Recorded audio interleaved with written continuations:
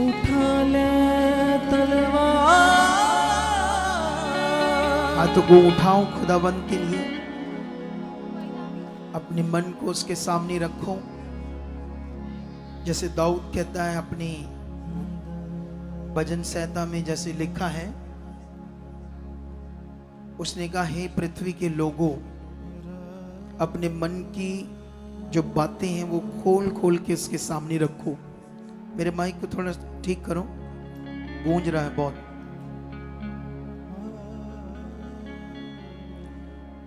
वो सामर्थी खुदा जिसने हमें अंधकार में से चुना है, अगर हम इन वचनों पर मनन और उनकी बातों को अपनी समझ में रखेंगे, और बाइबल कहती है हम कभी लज्जित नहीं होंगे, क्योंकि जिसने हमें अंधकार में से चुना है वो बहुत बुरा था। बाइबल कहती वो अनंत मौत थी हमारे लिए, लेकिन उस खुदा की दया ने, उस प्रेम ने जो परमेश्वर ने हमसे किया है, हमें छुड़ा लिया है और अपनी अद्भुत ज्योति में बुलाया है। आज वो चाहता है कि हम जब ज्योति में हैं तो उसके गुणों को प्रकट करें। इसीलिए बाइबल कहती है उसने तुम्हें अपना पवित्र आत्मा दिया है ताकि तुम आत्मा से ये कर पाओ, आत्मा से चल पाओ और उसके तेजस्वी बेटे बेटियां इस दुनिया में प्रकट हो पाओ।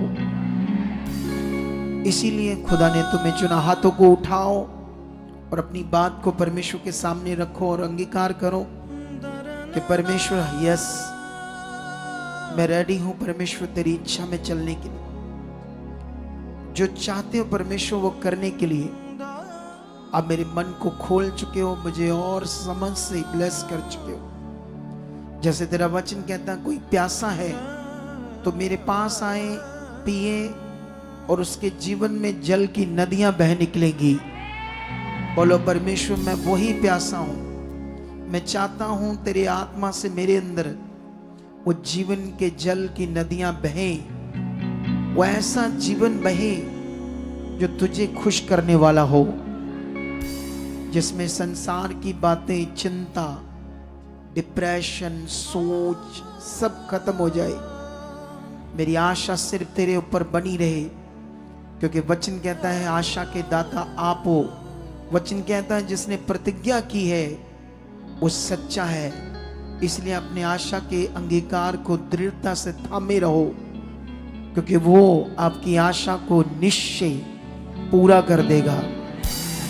वो ऐसा सामर्थी है। इसलिए अपने आप को उसके सामने रखो और कहो, परमेश्वर, हम थैंक्स करते दिल की गहराइयों से कि तूने हमें चुना, प्रेम किया और अपने बेटे बेटियां बनाया। इससे बड़ा कोई प्रेम नहीं परमेश्वर। हम तेरे सामने घुटने टेकते हैं, तेरे सामने अपने मन को झुकाते हैं और हम रेडी हैं परमेश्वर, जो आप चाहते हो वो करने के लिए। खुदा तेरी दया और चाहिए, तेरा अनुग्रह जो हमारे ऊपर हुआ है और बढ़ चुका, हम बिलीव करते हैं। हमारी समझ, मन की आंखें सब आप खोल चुके हो ताकि हम वो करें जो आप चाहते हो। ऐसा यीशु नाम से आप कर चुके हो, ऐसा आप यीशु नाम से कर चुके हो। उठा ले तलवार उसके कलाम की, उठा ले तलवार उसके कलाम की, उठा ले तलवार उसके कलाम की, उठा ले तलवार उसके कलाम की। बचाने को उसने हमको, बचाने को उसने हमको, बचाने को उसने हमको, बचाने को उसने हमको हाँ ईमान की डाल दे। उठा ले तलवार उसके कलाम की, उठा ले तलवार उसके कलाम की, उठा ले तलवार उसके कलाम की, उठा ले तलवार उसके कलाम लाहौर मौस से तेरा युद्ध नहीं, हाँ लाहौर मौस से तेरा युद्ध नहीं,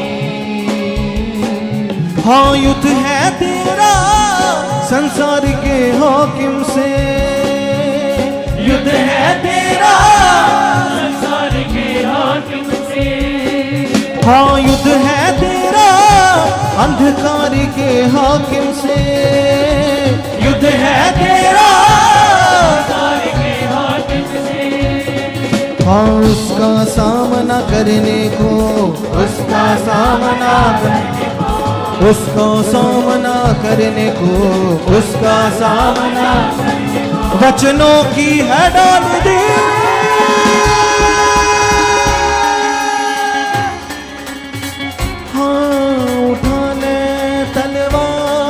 उसके कलाम की, उठा ले तलवार उसके कलाम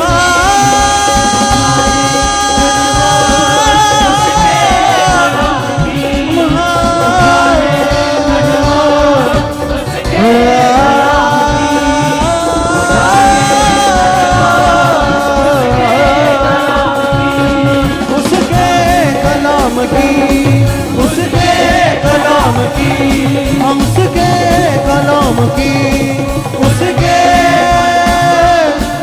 कलाम की। आमीन। ऊंचा बोलते हो हालेलुया, और ऊंचा बोलते हो हालेलुया। खुदा आपको आज बहुत बरकत दे चुका है। आप सबको जय मसीह की, प्रेज़ द लॉर्ड एंड शलोम। बैठ जाओ अपने स्थानों पर विश्वास के साथ कि हम बहुत बरकत पा रहे हैं। विश्वास के साथ कि आज मेरे लिए दिन बहुत चंगा है। विश्वास के साथ कि आज मैं बड़ा ब्लेस हूँ। विश्वास के साथ बैठना कि मेरे लिए बेस्ट हो चुका है। हालेलुया। आप सारे खुश हो कितना? लेकिन एक चीज याद रखना, जब वर्शिप होती है तो सबने करनी झूम के ऐसे पूरा। वैसे ये काम तो इस टीम का है, इनके ऊपर है, ये डिपेंड करता है कि आपको कितना ये वर्शिप में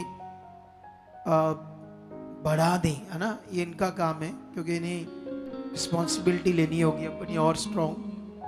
क्योंकि वर्शिप जब हम करते हैं तो पूरा मगन होकर करें, क्योंकि परमेश्वर हम जब वर्शिप करते हैं तो हमसे खुश होता है, क्योंकि बाइबल भी कहती है वो स्तुतियों में विराजमान है। तो हमेशा हमने वचन को पकड़कर आगे बढ़ना है और परमेश्वर की इच्छा में बढ़ना है। हम जानते हैं मौसम खराब है, बारिश हो रही है, कई चीज़ें पंजाब में चल रही है, लेकिन आप लोग सही सलामत हो और खुदा के घर में हो, बारिश में भी उसके चरणों में आकर बैठे हो, तो ये 100 दिनों से भी चंगा दिन है आपके लिए। ये बरकत से बड़ा दिन है कि हम उसके पास बैठकर उसकी आराधना कर रहे हैं और उसके पवित्र वचनों को सुनने जा रहे हैं, और कई चीज़ों से, गवाहियों से, लोगों की जिंदगियों से हम आशीषित हो रहे हैं, बरकत पा रहे हैं। लेकिन हमें ये रेगुलर बनना है। मौसम कैसा भी हो, हालात कैसा भी हो, दूर से आने वाले हो, जब ये फोकस होगा तो आप कभी लज्जित नहीं रहोगे, आप डाउन नहीं जाओगे, कभी निश्चय आगे बढ़ते जाओगे। हमें कॉन्टिन्यू परमेश्वर की इच्छा में ध्यान देना है। परमेश्वर के सामने जाओ, प्रार्थना करो, मांगो परमेश्वर से आज के वचन के लिए कि सर्वशक्तिमान खुदावंद, तेरा पवित्र वचन, तेरा पवित्र कलाम जो अभी हम सुनने जा रहे परमेश्वर पिता, निश्चय उसके लिए आप हमें तैयार कर चुके हो, बुद्धि और समझ से ब्लेस कर चुके हो। जब हम वचन सुनेंगे और उस पर पूरी खरियाई से चलेंगे और आप परमेश्वर ऐसे हमारे मन को तैयार कर चुके हो। आज का वचन अंधकार की शक्तियां चुरा नहीं पाएंगी। हम बढ़ते जाएंगे और तेरी इच्छा में चलेंगे। यीशु मसीह के नाम से ऐसा हो चुका है। आमीन। बैठ जाओ अपने स्थानों पर और आत्मा में तैयार हो जाओ परमेश्वर के साथ आज के वचन को लेने के लिए, ताकि हम परमेश्वर का आज का वचन जो पवित्र वचन है उसे सुने और अच्छे से समझे। आप मुझे ये बताओ, आपको मेरी वॉइस सारी सुन रही है अच्छे से? सब लोगों को वॉइस है, सुन रही है वॉइस? अब सुन जाएगी, कम हो गया ना एकदम से। हालेलुया। कितनों को बात समझ आ रही है? सुनो इधर देखो, आज पंजाब में काफी सारे हालात खराब हैं। मैंने बहुत सारी वीडियोस देखी है और हम उनकी हेल्प के लिए बहुत कुछ कर रहे हैं। मैं प्रचार के बाद कुछ चीजें बताऊंगा आपको। कितना हमने लाखों रुपए का, कम से कम 4.5 लाख का बिल तो आ गया है राशन का। तो अभी ये छोटी सी शुरुआत है, ये बहुत बड़ा चाहिए, क्योंकि बहुत सारे फंसे हुए लोग, बहुत सारी कॉल्स आ रही लोगों की, जहाँ पानी है और पानी में डूबे हुए गांव हैं। तो वहाँ पर कुछ लोग गए, थोड़ी बहुत ही हेल्प हुई। अभी वो बेचारों के पास कुछ नहीं है। तो ये बल दे रहा, हम करेंगे। ये बात तो आपसे करते हैं बाद में, लेकिन आज के टॉपिक पे हम आते हैं। देखो, हम सब चुने हुए हैं परमेश्वर के। तो जब हमें परमेश्वर ने चुना है तो हमें अब समझना है कि परमेश्वर के साथ जो हमारा रिश्ता है, या परमेश्वर के साथ जो हमारा चलना है, वो क्या है। हालेलुया। तो मुझे तो वॉइस समझ आ रही है अपनी। क्या आपको मेरी वॉइस अच्छे से सुन रही है? सबको सुन रही है ना? क्योंकि बीच में ये, क्योंकि जब हमने शेड डाला था उस समय वो शीट्स नहीं आई थी साउंड प्रूफ। अगर होगी तो बहुत महंगी होंगी, या पता नहीं, मुश्किल होगा उसको लेना उस समय। लेकिन अभी तो आम हो गया है साउंड प्रूफ शीट। जैसे ये बारिश आ रही तो वो साउंड नहीं आना था नीचे, लेकिन अब एकदम से इसको उतार कर वो लगाना छोटा मोटा खर्चा नहीं है। लेकिन अभी परमेश्वर हमारे साथ है, ऐसे चलेगा। लेकिन एक दिन तो बहुत बड़ा होगा ये भवन, एसी भवन होगा, किसी चीज की कमी नहीं होगी। आप चेयर पर बैठोगे, सब कुछ अमेजिंग होगा, सोच से बड़े होगा, क्योंकि तुम्हें इतना अमीर कर देगा परमेश्वर, और तुम भी इतना बोगे परमेश्वर के लिए, इतनी बरकत देगा तुम्हें परमेश्वर। ठीक है, लेकिन हम स्टार्ट करते हैं एक वचन से, यशाया की बुक में जाकर। यहां से 62 का एक वचन पढ़ते हैं हम लोग, परमेश्वर के पवित्र वचन को। 62 62 का 1 से लेकर 4 तक पढ़ते हैं। क्या लिखा? सियोन के निमित्त मैं चुप ना रहूंगा और यरूशलेम के निमित्त मैं चैन ना लूंगा, जब तक कि उसकी धार्मिकता प्रकाश के समान और उसका उद्धार जलती हुई मशाल के समान दिखाई ना दे। तब जाति जाति के लोग तेरा धर्म और सब राजा तेरी महिमा देखेंगे,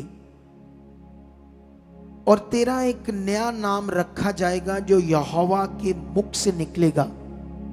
इन वचनों में बहुत पावर है और ये वचन जीवित है। हालेलुया।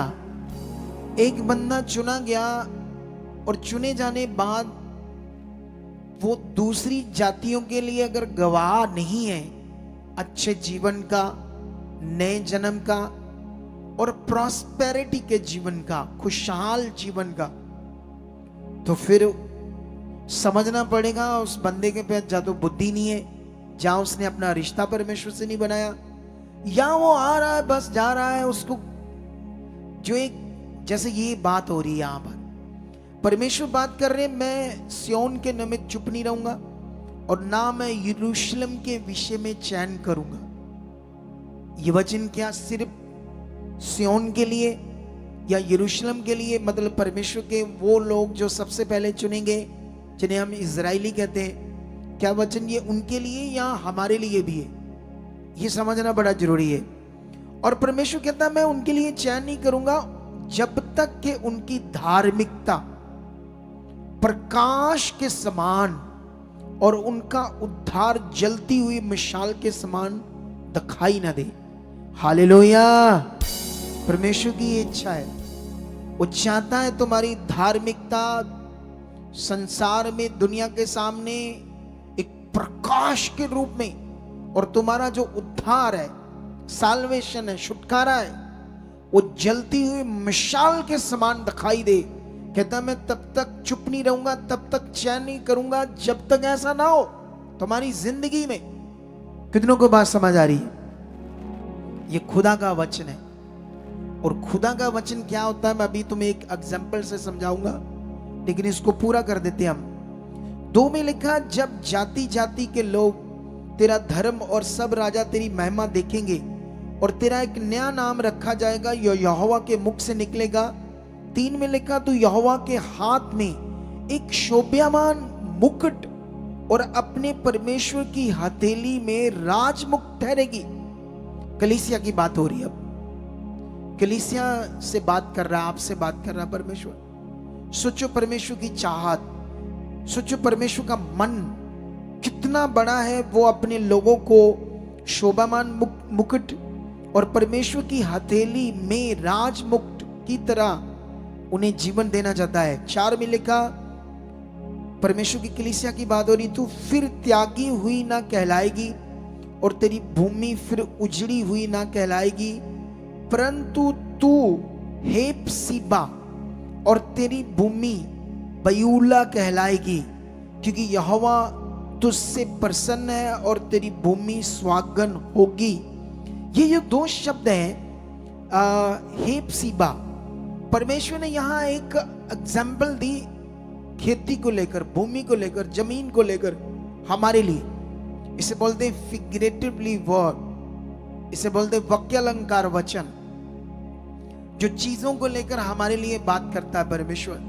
यहां परमेश्वर भूमि को लेकर हमसे बात कर रहा है वाक्यालंकार में। लेकिन यहां पर परमेश्वर कहता है तुम लोग त्यागे हुए नहीं होंगे, ना उजड़े हुए कहलाओगे, परंतु तू तो हेप्सीबा और बयूला।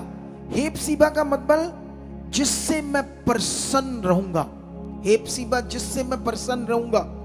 और दूसरा जो शब्द है ब्यूला, मतलब हम जानते हैं ना, जब कोई सुहागन होता है, दुनिया में शादी होती तो वो कितनी खुशियों का विषय होता है, नॉर्मल विषय तो नहीं होता ना। हालेलुया।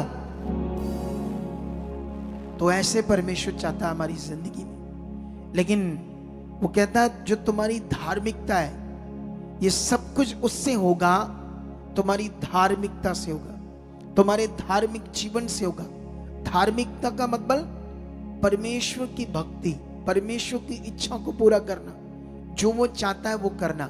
कितनों को बात समझ आ रही? लेकिन यहां पर एक और वचन पढ़ते हैं हम मत्ती में। इसी वचन के साथ एक वचन और लेट करता है सेम, जो यीशु मसीह ने उस समय के कलीसिया को दिया। ये वचन इसे पढ़ते हैं हम लोग, ठीक है? ये 5:20 है। ऐसे लिखा, क्योंकि मैं तुमसे सच कहता हूं, यीशु मसीह चेलों से भी बात कर रहे हैं और उस समय के लोगों से भी, क्योंकि मैं तुमसे सच कहता हूं, यदि तुम्हारी धार्मिकता शास्त्रियों और फरीसियों की धार्मिकता से बढ़कर ना हो तो तुम स्वर्ग के राज्य में कभी प्रवेश नहीं कर पाओगे। तो यहां अब जो बात हो रही है वो वचन की हो रही है। अगर आप सामने देखोगे, एकदम से बाइबल को छोड़ दो और सुनने में कान खड़े करो। जैसे टीवी देखते हैं ना लोग, शारीरिक फिल्म देखते हैं, कैसे देखते हैं? मुंह नीचा करके या आंख फाड़ फाड़ के सामने, ऐसे मुंह करके सामने की ओर, उस तरफ कान खड़े करो और एकदम से वचनों को सुनने के लिए ध्यान दो, क्योंकि वचन जीवन है तुम्हारे लिए। एक एग्जाम्पल देता हूं यहां इस वचन के बाद आपको मैं। सुनो, अगर आपको कोई बताए,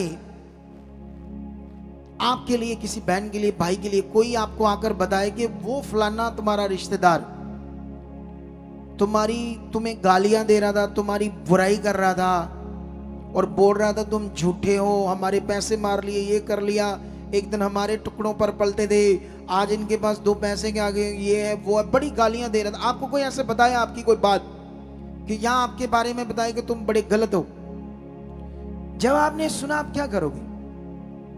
आपका मन खराब होगा या नहीं होगा? बोलो, होगा या नहीं होगा? तो आप रात भी तुम्हारे दिमाग में वो बातें चलेंगी कि मैं उससे मिलूंगा, मैं पूछूंगा उससे कि कब मैंने तेरा लॉस किया, क्यों गालियां दे रहा, क्यों हमारी बेइज्जती कर रहा है, क्यों हमारे लोगों के बीच में हमारा नाम खराब कर रहा है। ठीक है, जब ये आप बात सुनोगे, वो जो बातें आई तुम्हारे पास, उससे तुम चैन कर पाओगे? चैन आएगा तुम्हें? नहीं आएगा ना। जानते क्यों? क्योंकि तुमने उसे ले लिया, जो बात तुमने सुनी उसको ग्रहण कर लिया। जिस बंदे ने बताया, पता नहीं सच थी उसने जिसकी बात की, उसने कहा या नहीं कहा, लेकिन तुमने विश्वास से उन बातों को ले लिया।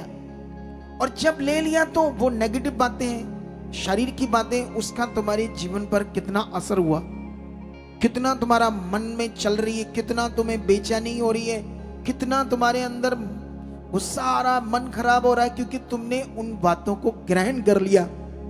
सोच कर देखो, नेगेटिव बातें तुम्हारे ऊपर असर डाल रही है, तो ये जीवित वचन जब तुम ग्रहण करोगे, ये कितना असर करेगा। ये जीवित वचन है, इसे लेकर देखो। कुछ लोग बस ऐसे होते हैं,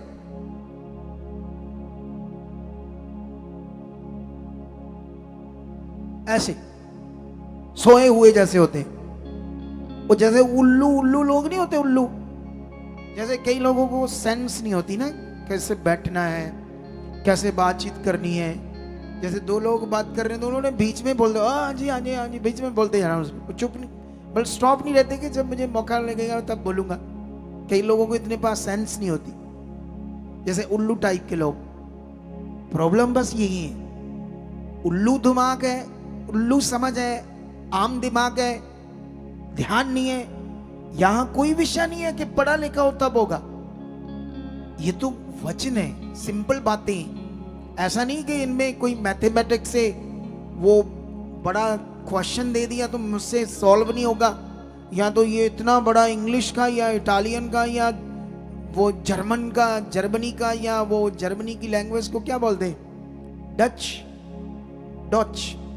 ये डच है तो मेरे लिए तो इम्पॉसिबल है ये, ऐसा तो कुछ है ही नहीं। जो तुम्हें समझाया जा रहा है ये तुम समझ सकते हो आसानी से, लेकिन दिमाग, ध्यान चाहिए, बस मन चाहिए, बस सिंपल बात है, ध्यान मन चाहिए, सब कुछ हो जाएगा। कितनों को बात समझ आ रही? अब सोच कर देखो, अगर उन बातों का असर हो गया तुम्हारी जिंदगी के ऊपर, तो इन जीवित वचनों के अंदर जो पावर है, अगर तुमने इसे ग्रहण किया, तो तुमने लिया इसे, तो देखना ये वचन कैसे तुम्हारी जिंदगी में काम करेंगे और कैसे तुम्हें फलवंत करेंगे। हालेलुया। लेकिन कुछ लोग बस सुन रहे हैं, आ रहे हैं, जा रहे हैं, बस ऐसे होते हैं, फोकस नहीं उस बात पर मैंने क्या सुना है, परमेश्वर क्या बात, कितना बड़ा वचन परमेश्वर ने जो यशाया के द्वारा दिया। मैं चुप नहीं रहूंगा, मैं चैन नहीं करूंगा जब तक मेरे लोगों की धार्मिकता प्रकाश की तरह चमकेगी नहीं, उनका उद्धार एक मिसाल की तरह दिखाई ना दे, चमकता हुआ, जलता हुआ। ऐसे होने चाहिए मेरे लोग, ज्योति के समान, एक जलते दीपक के समान, ऐसे रोशनी करने वाले होने चाहिए। ऐसे परमेश्वर की चाहत। वो कहता है जब तक तुम्हारी धार्मिकता फरीसियों और शास्त्रियों की तरह नहीं है।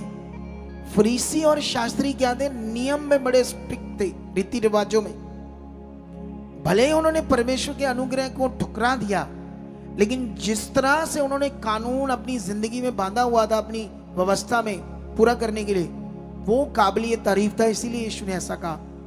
और जो परमेश्वर के लोग थे जिन्होंने अनुग्रह को जाना, वो बड़े आगे पीछे थे, बड़े ढीले डाले थे बड़ी चीजों में। कोई लोग इधर जाते ना सुसु करने, पहले सुसु करते हैं, फिर वो कंटीन पर जाते हैं, फिर धीरे धीरे अंदर आते हैं। ये ढीले डाले लोग हैं। ये ऐसे ढीले डाले कुछ लोग होते हैं जो बेचारे, मुझे तरस जाता है ऐसे लोगों पर, सच्ची। मैं कभी कभी बैठे बैठे भी ऐसे लोगों के बारे सोचता हूं और मुझे तरस आता है। फिर मैं कहता परमेश्वर खोल इनका मन, इन्हें समझ नहीं है, सही चीजें करें ताकि इनकी जिंदगी चमके। हालेलुया।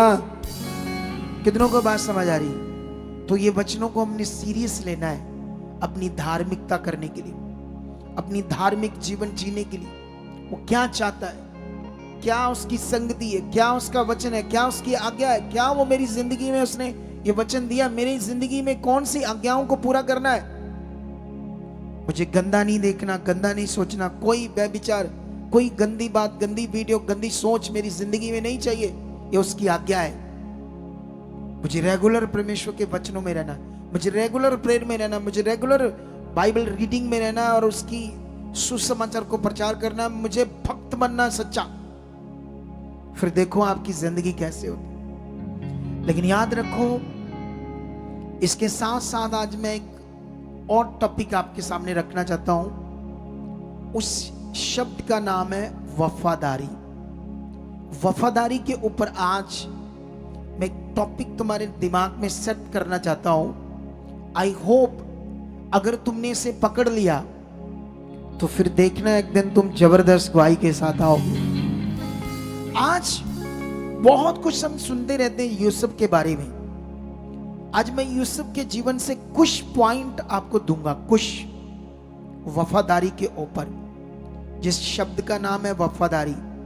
अब तुम्हारे लिए भी, तुम्हें भी एक वफादारी करने के लिए चुना गया है, ठीक है? जब तुम्हें भी चुना गया है तो तुम्हारी जिंदगी में भी ये वचन चाहिए। तुम्हें भी इस लक्ष्य में अपने मन को रखना है, अलर्ट रहना, चौकस रहना कि मुझे भी क्या बनना है, वफादार। तुम्हारे अंदर वफादारी की सोच चाहिए। यहां पर अगर हम ये देखते हैं यूसुफ का स्टोरी, तो यहां पर याकूब के 12 बेटे और ये 11वें नंबर पर है यूसुफ, ठीक है? इस पर ध्यान दो। लेकिन 12 में से इस 11वें को, जो 11वें नंबर में पैदा हुआ था, उससे बड़े 10 और थे। इसे परमेश्वर स्वप्न देने लगा, दर्शन देने लगा। वाई? क्यों? क्योंकि इसका मन परमेश्वर के साथ बड़ा सच्चा था, भला था। ये परमेश्वर के वचनों की खोज में था, परमेश्वर की धार्मिकता को दर्जा दे रहा था, परमेश्वर से प्यार करता था, बुराई से दूर था। बचपन से इसकी लगन किसके साथ लग गई? खुदा के साथ। हालेलुया। भले ही ये जो यूसुफ था, ऐसा नहीं घर से ये गरीब था, ऐसे भी नहीं था, क्योंकि ऑलरेडी इसका डैडी, इसका पापा भक्त था परमेश्वर का, तो परमेश्वर ने उसको ही बहुत बढ़ा दिया था। बहुत कुछ था इनके पास, सब कुछ था। हालेलुया।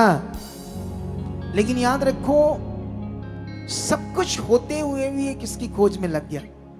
कई बार होता है जिसके बाप ने मेहनत की होती है, सब कुछ होता है उनके पास, उनके बच्चे थोड़े से नखट्टू होते हैं, इतना अच्छा स्ट्रगल या मेहनत करने में आगे नहीं आते, क्योंकि सब कुछ आसानी से मिल गया, तकलीफ नहीं हुई इन्हें। अगर तकलीफ झेलते तो उन्हें पता होता कि मेहनत क्या होती है, जिंदगी क्या होती है।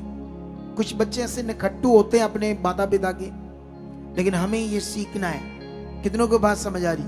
लेकिन ये ऐसा नहीं था, ये स्टार्टिंग से अपना मन स्ट्रॉन्ग रख रहा था परमेश्वर के साथ, इसीलिए परमेश्वर इसको दर्शन देने लगे। और जब परमेश्वर इसे दर्शन देने लगा तो एक प्लान था परमेश्वर का, क्योंकि आने वाले समय में दुनिया के ऊपर अकाल पड़ने वाला था। दुनिया के ऊपर, दुनिया ने नष्ट होना था, तो इसलिए परमेश्वर इसको दर्शन देने लगा। एक प्लानिंग के तहत पर। कितनों को बात समझ आ रही? जैसे अभी बाढ़ आई है तो लोग नहीं जानते थे बाढ़ आने वाली है, लोगों को नहीं पता था कि क्या होने वाला है अभी पंजाब में, क्योंकि हर साल जो बारिश होती वही सोचती, ठीक है। और जो हमारे पास जो मशीन्स हैं जो मौसम को आने वाले कई महीनों से पहले जांच कर सकते हैं क्या होने वाला है, वो इतनी स्ट्रांग नहीं है इंडिया में मशीन्स जितनी फॉरेन में अमेरिका, जापान, चाइना, ऐसे बड़े देश, जो बड़े देश हैं, डेवलप देश हैं, उनके पास जो मशीन्स हैं वो पावरफुल है। लेकिन हमारे बंदे तो यहाँ लड़ाई धर्म की लड़ते रहते हैं इस देश में, तो इसलिए थोड़ा आगे पीछे रहते हैं हमारे देश के लोग, ठीक है।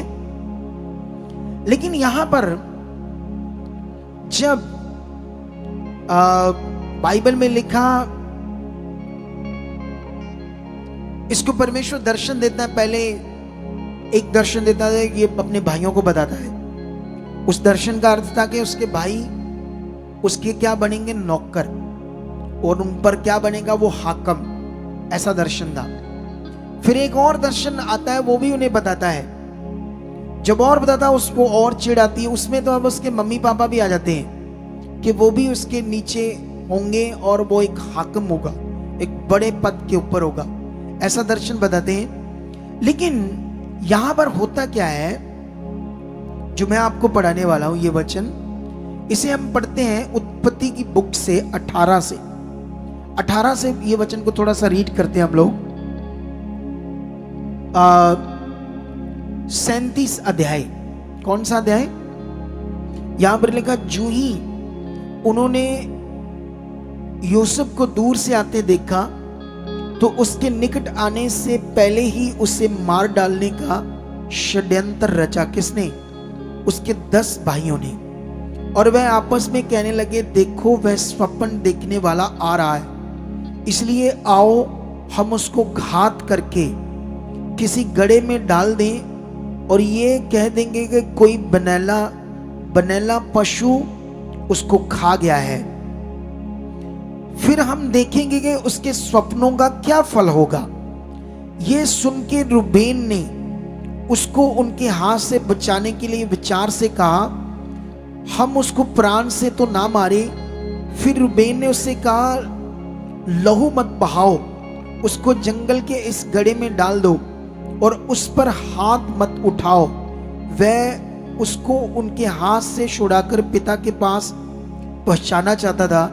इसलिए ऐसा हुआ कि जब यूसुफ अपने भाइयों के पास पहुंचा तब उन्होंने उसका रंग बिरंगा अंगरखा जिसे वह पहने हुए था उतार लिया और यूसुफ को उठाकर गड्ढे में डाल दिया, और वह गड्ढा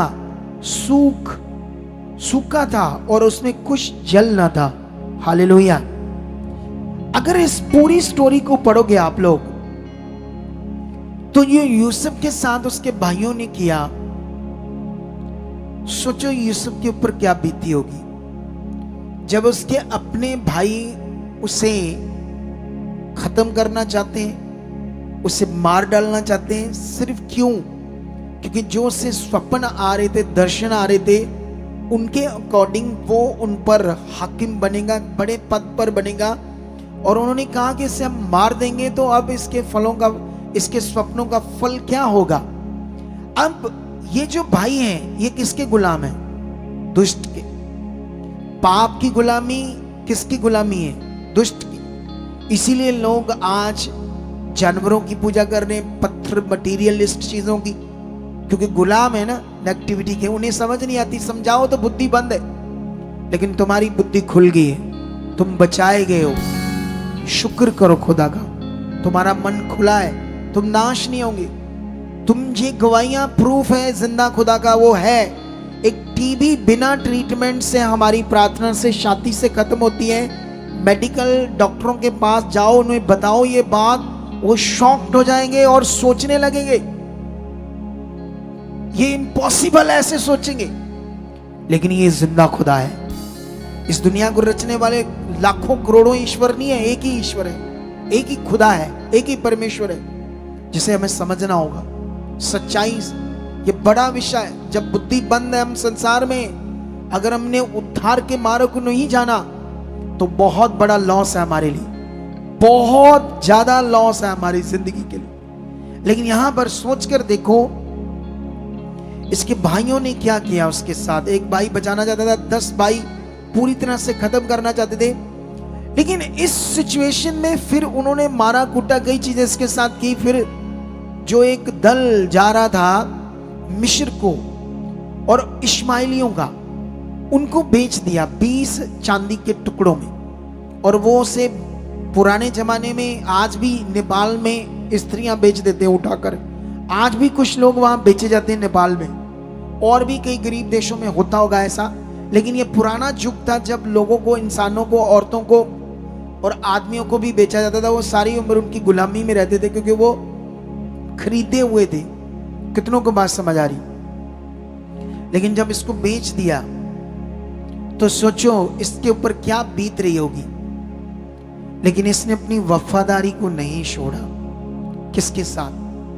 खुदा के साथ। हालेलुया।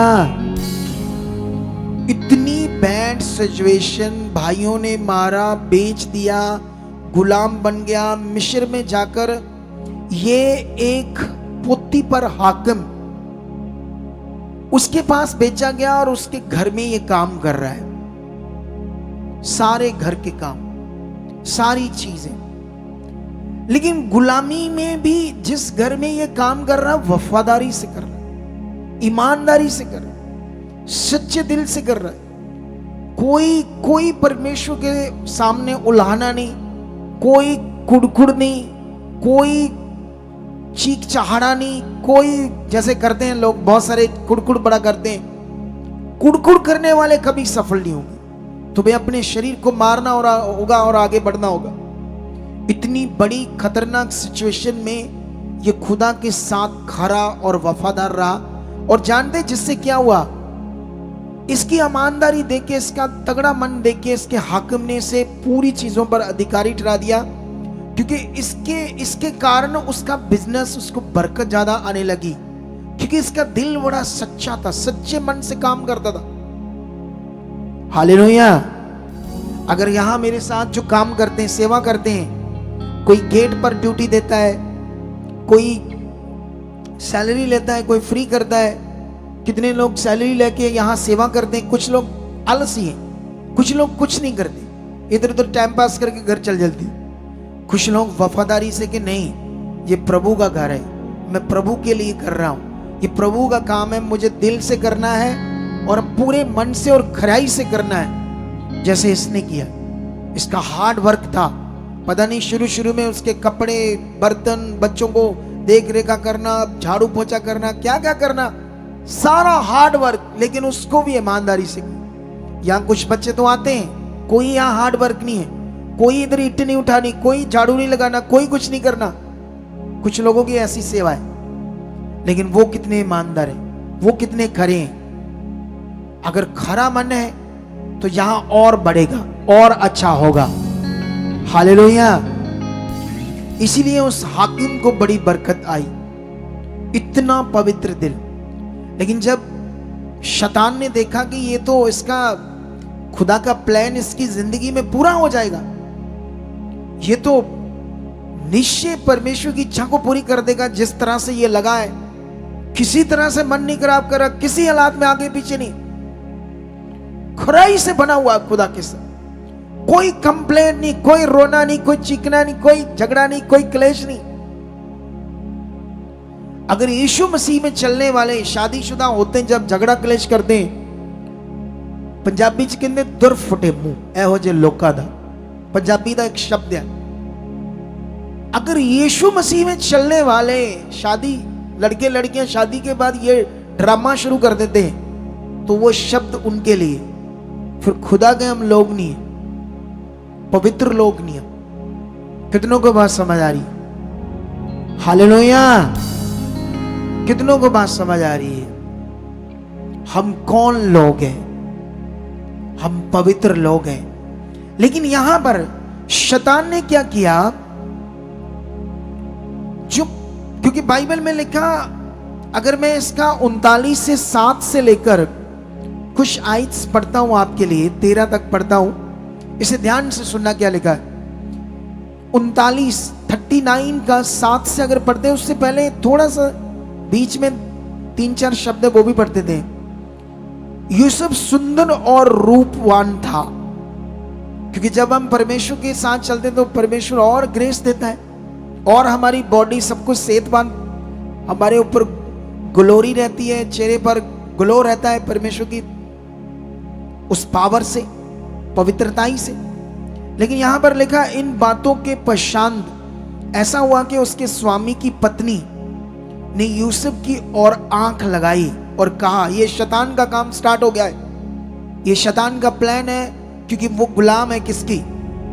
शैतान की पाप के कारण। अब शैतान उसे यूज करना चाहता है, यूसुफ को गिराना चाहता है पाप में। लेकिन यहां पर लिखा, मेरे साथ सो। पर उसने अस्वीकार करते हुए अपने स्वामी की पत्नी से कहा, सुन, जो कुछ इस घर में है मेरे हाथ में है, और उसे मेरा स्वामी कुछ नहीं जानता। स्वामी को नहीं पता कितना पैसा आ रहा, क्या हो रहा, क्या क्या चीजें हो रही है, सब कुछ उसके अधिकार में दे दिया, इतना खरा और वफादार है। अरे शारीरिक स्वामी के साथ भी, खुदा के साथ तो है ही 100%, लेकिन अपने काम करने वाले की प्रति भी कोई लालच, कोई बुराई, कोई गलत चीज नहीं उसके अंदर। कहता सब कुछ मेरे हाथ में है, सब कुछ मेरे अधिकार में है, और स्वामी मेरा कुछ नहीं जानता कि कितनी चीजें आ रही, कितनी जा रही, सब कुछ मेरे हाथ में। लेकिन यहां पर उसकी पत्नी को क्या कहता है वो, और उसने अपना सब कुछ मेरे हाथ में सौंप दिया, इस घर में मुझसे बड़ा कोई नहीं, और उसने तुझे छोड़, जो उसकी पत्नी है, मुझसे कुछ नहीं रख छोड़ा। मतलब मैं तुम्हारे घर में सबसे बड़ा मैं हूं, लेकिन तू बड़ी है मुझसे और मेरा स्वामी, इन तुम दोनों को, तुझे छोड़ सब कुछ मेरे हाथ में। ये उसको वो बात कहता है। और उसके बाद कहता है, जो उसकी पत्नी है, आगे बढ़ते हैं, मुझसे कुछ नहीं रख छोड़ा, इसलिए भला मैं ऐसी बड़ी दुष्टता करके परमेश्वर का अपराधी क्यों बनूं। और ऐसा हुआ कि वह प्रतिदिन यूसुफ से बातें करती रही, उसे फोर्स करती रही, उसे भरमाती रही, पर उसने उसकी ना मानी कि उसके पास लेटी या उसके संग रहे। एक दिन क्या हुआ कि यूसुफ अपना काम काज करने के लिए घर में गया, और घर के सेवकों में से कोई भी घर के अंदर ना था। तब उस स्त्री ने उसका वस्त्र पकड़कर कहा, मेरे साथ सो। पर वह अपना वस्त्र उसके हाथ में से छुड़ाकर भागा और बाहर निकल गया। ये देख करके वह अपना वस्त्र मेरे हाथ में छोड़कर बाहर भाग गया है। अब यहां सीखना आपने, हालेलुया। कितनों को बात समझ आ रही है? अगर तुम्हारी जिंदगी में पाप नहीं है, तुम पवित्रताई में जीते हो, लेकिन तुम्हारी जिंदगी में और बड़ी बुराइयां हैं, झगड़ा करते हो, क्लेश करते हो, कुड़कुड़ करते रहते हो, कभी किसी की सेवा नहीं करते घर में, अगर तुम शादीशुदा हो, तुम्हारी जिंदगी में कोई मॉरल नहीं, कोई गुड मॉरल नहीं, कोई अच्छे जो अनुशासनी गुण होते हैं वो नहीं है, तो फिर भी क्या फायदा अगर तुमने किसी के साथ व्यभिचार में, इन चीजों में दिमाग नहीं है आपका, लेकिन और कितना शारीरिक है।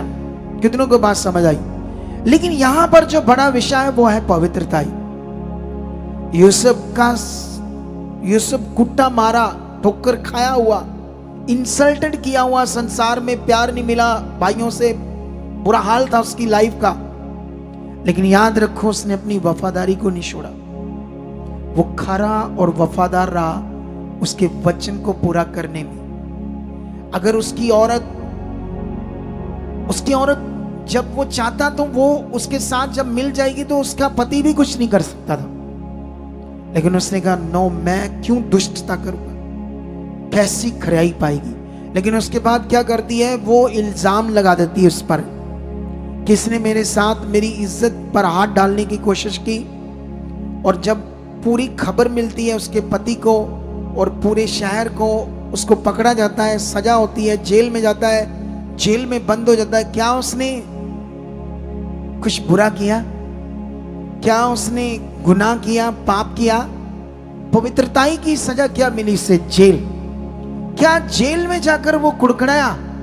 क्या जेल में जाकर आज तो ऐसी दुनिया है, कोई ऐसा इनविटेशन आता, आने दो आने दो, बिना मतलब से गंदगी में अपने आप को झोंक देते हैं, बिना मतलब से। आज की दुनिया ऐसे बिना मतलब से अपनी जिंदगी को पाप में झोंकते। इधर देखो ध्यान से, कितनों को बात समझ आ रही है? सुनने में ध्यान दो, जो सुन रहे हो उसमें ध्यान दो। हालेलुया। लेकिन ये कितना बड़ा विषय है उसकी जिंदगी में। सोचो जब वो जेल में होगा बंद, और जानते हो जेल में उसने क्या किया? जेल में भी जाकर परमेश्वर पर कोई कंप्लेंट नहीं की, कोई उलाहना नहीं दिया, कोई कुड़कुड़ नहीं की। वहां भी उसकी प्रेयर में, वहां भी उसके वचन को पूरा कर रहा। वहां जेल में भी जो काम मिलता कैदियों को, उसको भी इतनी खराई से किया, पवित्रताई से किया कि जेलर का भी मन बदला। उसने भी उसे कई चीजों पर अधिकारी ठहरा दिया। कहां? जेल में भी। ये देखो खराई का मोल कितना बड़ा होता है। और जानते हो इसके बदले में कितनी सिचुएशन थी उसके सामने, कितने हालात थे उसके सामने, लेकिन उसने अपनी वफादारी को नहीं छोड़ा। हालेलुया। आप जानते हो, मैंने एक बार, आज हम पवित्र लोग हैं, हमें अपने मसलों को सुलझाना है आत्मिकता से। अगर तुम्हारे घर में कोई क्लेश है, चीजें ऐसी चल रही है, तो शारीरिकता नहीं चाहिए, उसे देखना है कैसे हमें सॉल्व करना है, क्या करना है। क्योंकि हम खुदा के लोग हैं, हमने लोगों के लिए तमाशा नहीं बनना। हम संसारिक दुनिया नहीं है। संसारिक दुनिया में ऐसी चीजें होती है और नॉर्मल है, लोग कहते हैं, लेकिन खुदा के लोगों के लिए बातें होती है। आप देखना, यीशु मसीह का कोई बीमार होगा, लोग बातें करेंगे, लतू को बीमार है, तू तो चर्च, तू भैया इधर जाना उधर जाना, गोड़े गोड़े तुम्हारे हाल बुरे, तुम्हें तो कोई नहीं कुछ कहता। ये बातें सिर्फ यीशु मसीह के लिए होंगी, सच्चाई के लिए होंगी। इसलिए तुम्हें मौका नहीं देना है कि जिससे खुदा के नाम को बेइज्जत होना पड़े तुम्हारे कारण। तुम्हें हमेशा खरे और वफादार बनना। कितनों को बात समझ आई? तुम्हें परमेश्वर ने यहां चुना, तुम मिनिस्ट्री में जुड़े, तुम्हारे काम हुए, बहुत हुए या कम हुए या अभी नहीं हुए, तुम खरे बनो, फिर देखना आपकी जिंदगी कैसे बनेगी। हालेलुया। मुझे याद है, मैं जब से चुना गया हूं आज तक मैंने पीछे मुड़कर नहीं देखा।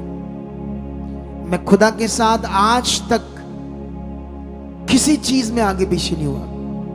मैंने पहला स्थान खुदा को दिया, उसके काम को दिया।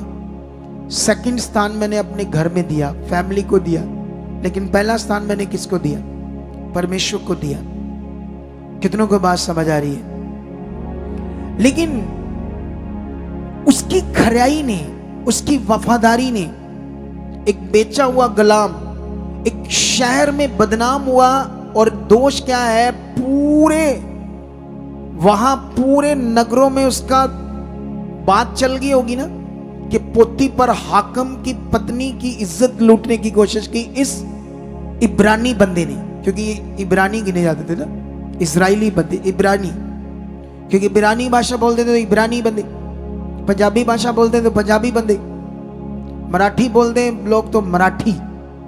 तो इसकी पूरा नाम उस नगर में, देश में फैल गया था। ऐसे बंदे पर कोई विश्वास करेगा? शारीरिक रूप में तो कोई नहीं करेगा, लेकिन परमेश्वर के सामने ये खरा था, वफादार था, इसने कोई गुनाह नहीं किया था। लेकिन परमेश्वर ने ऐसी बुद्धि दी, ऐसी समझ दी, ऐसे अद्भुत काम किए इसके द्वारा कि जो दुनिया में भी स्वप्न देखकर उसका अर्थ बताने वाला कोई भविष्यवक्ता, जो दुनिया के शारीरिक पंडित, भविष्यवक्ता, एस्ट्रोलॉजर होते हैं, ऐसा कोई भी नहीं था जो ऐसे सपने बता सके। जो परमेश्वर ने उसे ये वरदान दे दिया जेल में। क्यों दे दिया? इसे बोलते हैं वफादारी के कारण, उस खराई के कारण। लेकिन उसके बाद पहले तो वहां पर 2 हाकिम बंद थे राजा के, उनके स्वप्न का अर्थ बताता है ये। उनमें से दोनों का फल पूरा होता है, एक को फांसी दी जाती है, लटकाया जाता है पेड़ के साथ, एक को वापस जो राजा है उसके हाथ में जो प्याला दिया जाता है दाख मधु का, उसका जो बड़ी जॉब होती है राजे के हाथ में प्याला देना, उसकी जॉब उससे वापस मिलती है, उसको बोलते पलाने हारा। एक पलाने हारा, एक पकाने हारा, 2 प्रधान थे। दोनों का स्वप्न ये बताता, अर्थ दोनों का पूरा होता है। एक टाइम में राजा को सपना आता है, पूरी दुनिया में जब अकाल पड़ता था, लेकिन वो इस तरह से सपना परमेश्वर से देता है कि उसका अर्थ बताने वाला कोई नहीं था। पूरी दुनिया में ढूंढ लेते हैं, लेकिन जब यूसुफ की बात आती है तो यूसुफ उसका अर्थ बताता है, तो राजा तो उसके सामने जैसे गिरना होता है, पाँव में ऐसे हो जाता है, लेकिन वो कहता है यूसुफ को कि इसका हल कैसे होगा। वो उसको हल बताता है, ऐसे ऐसे करना पड़ेगा, 7 साल की ये चीजें करनी पड़ेगी, इस अकाल का हम सामना कर पाएंगे, तो ऐसा बंदा ढूंढो। तो वो कहता तेरे से ऊपर दुनिया में कौन होगा भाई, तेरे से ऊपर कौन होगा, मुझे छोड़, मैं राजा हूं, मुझे छोड़, मेरे पास सेकंड नंबर पर तू है, इस देश का प्रधानमंत्री, सारा देश मंत्री, हर चीज तेरे अधिकार में। हालेलुया। ये कैसे पॉसिबल हुआ? इसे बोलते खराई, इसे बोलते गुड कैरेक्टर।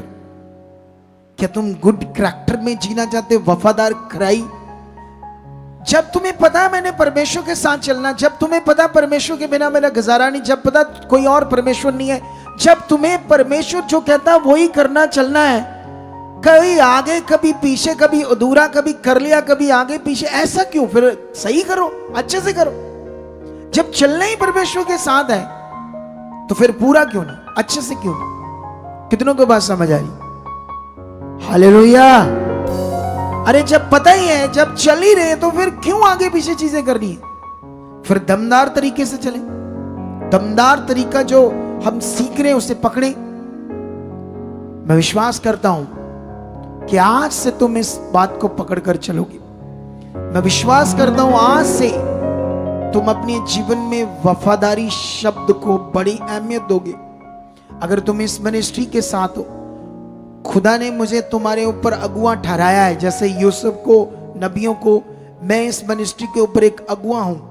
परमेश्वर ने मेरा अभिषेक किया अपने आत्मा के द्वारा, करोड़ों लोगों को बचाने का, करोड़ों लोगों को उद्धार मिले। तुम मेरे साथ हो, मैं तुम्हारे ऊपर अगुआ हूं। जो मैं तुम्हें बताता हूं आत्मा के द्वारा, उसे वफादारी से करो, वफादारी से चलो, तुम्हारे घर स्वर्ग बन जाएंगे। वफादारी से उन नियमों को पूरा करो जो तुम सुनते हो। कभी आगे मन, कभी पीछे मन, कभी आगे, कभी कुछ, शैतान को मौका देकर अपना नुकसान कर रहे हैं कुछ लोग। नुकसान नहीं करना, हमें आगे बढ़ना है। हालेलुया। आप जानते हो हमारी टीम कल राशन बांटने गई डेरा बाबा नानक। सुबह जाएगी गुरदासपुर और फिरोजपुर, 2 बड़े ट्रक मतलब गाड़ियां भरकर जाएगी राशन की। ठीक है, सुनो ध्यान से। मैंने बहुत सारी वीडियो देखी, लोगों के जो घर है वो डूब गए, 2-2 मंजिल भी डूब गए, उनमें फर्नीचर था। जानते हैं इस फ्लड के बाद क्या होगा? इतनी बीमारियां भी आएगी उन एरिया में, इतनी इन्फेक्शन हो जाएगी लोगों को उस गंदे पानी से, क्योंकि बहुत पशु मर गए। वो मरे हुए पशु जो अंदर पानी के अंदर है, उनसे इन्फेक्शन फैल रही है, लोग बीमार हो रहे हैं, कई तरह की बीमारियां फैल रही है। कितना लॉस हो गया लोगों को। क्या उन्होंने सोचा था ऐसा कभी? लोगों ने। लेकिन अभी हमारे साथ ऐसा कुछ नहीं हुआ।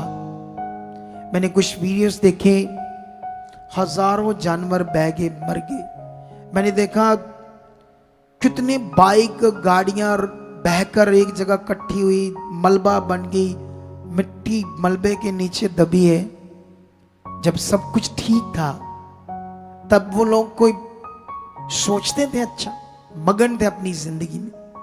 जब हालात आया, जैसे बाइबल में भी लिखा है, बाइबल में लिखा लोग अंत के दिनों में ऐसा होगा, ये तो लिखा है, ऐसी चीजें होनी है अंत के दिनों में। क्यों? क्योंकि पाप बढ़ रहा है। खुदा के भी कुछ लोग सुनते हैं लेकिन पाप में मन रखते, कुछ लोग समझाते जाओ, सुनते रहते हैं, आते रहते हैं, लेकिन कुछ लोग पाप का मन रखते हैं, गंदी बातों में सोच रखते हैं कुछ लोग। ये सब कुछ पाप बढ़ने से होगा। लोग नास्तिक हो रहे हैं, उनकी जिंदगी में ये हो गया बस बिजनेस करो, खाओ पियो, मौज मस्ती करो, अगर पैसा है तो पैसा है, भगवान है, ऐसी चीजें लोगों की जिंदगी में चल रही। लोगों के दिमाग में पैसा है तो सब कुछ हो जाएगा। कहाँ गया पैसा उनका? बचा पाया पैसा? बचा पाई किसी जगीरदार की जमीन पैसा? उसे सब कुछ रुड़ गया, खत्म हो रहा है पानी से, बाढ़ से। वचन में ऐसा लिखा है। लेकिन याद रखो, परमेश्वर का भय रखो, खरे बनो, वफादार बनो। ये बीमारियां इसलिए ताकि हम परमेश्वर से दूर थे, हम पापी थे। आज जब तुम्हारा पाप दूर हो रहा है, तुम्हारी बीमारियां भी दूर हो रही है। जब तुम वफादार बन रहे हो, तुम्हारे घर में आशीष भी आ रही है, तुम्हारी जिंदगियों के ऊपर ग्रेस भी काम करेगी। अगर यीशु मसीह में चलने वाले लोगों के घरों में क्लेश है तो समझ लो वो वचन से बाहर है। क्लेश का कारण यही है। यीशु मसीह के घर में, यीशु मसीह के चलने वाले जो लोग हैं, अगर उनके घरों में क्लेश है तो वो वचन से बाहर है। उन्हें प्रेम में रहे, मांगे ताकि खुदा की इच्छा में चले। कितनों को बात समझ आ रही है? आज हमें कॉल्स आ रही हैं। एक पता नहीं कौन सा गांव था, 2 गांव थे, वो कहा हमारा टीम मेंबर, 2 गांव थे। एक गांव से हमें फोन आया कि हमें राशन भी नहीं चाहिए, हमें बस इस निकाल लो। हम एक गांव में फंसे हैं, लोग आते हैं पीछे पीछे से मुड़ जाते हैं, लेकिन ये एंड तक है, बॉर्डर पर है और पानी वहां गहरा है। कौन? थोबा। उसके साथ दूसरा गांव कौन था? दरिया मूसा।